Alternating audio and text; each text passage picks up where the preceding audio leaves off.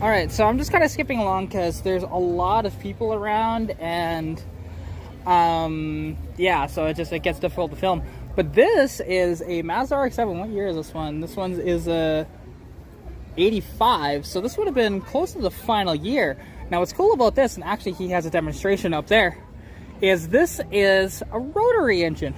Now what is a rotary? So you can see right here, this is your basic design here of the 13B rotary. And so what happens is, these are actually a two-stroke design, and you can see the spark plugs go in, right? This is just the single rotor here.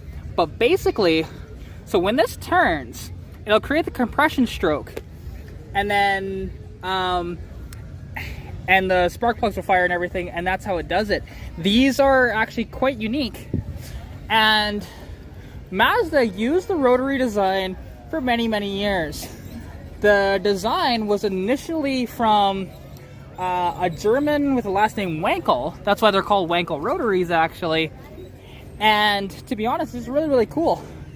They were a very light engine. Like, this engine is only about, I think they're like close to 80 cubic inches, which is like a 1.2 liter.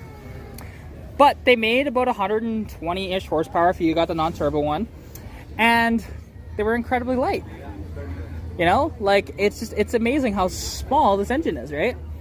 And this is, so actually, so that's the rotor for a 13B. This is actually a 12A engine. So 13B is the most known of the rotaries, but you know, Mazda did their first rotary, I think it was in 1960. So overall, just very, very cool. And this is my favorite generation of these. Okay, it's a 1.1 liter, there you go. So 1100 cc's.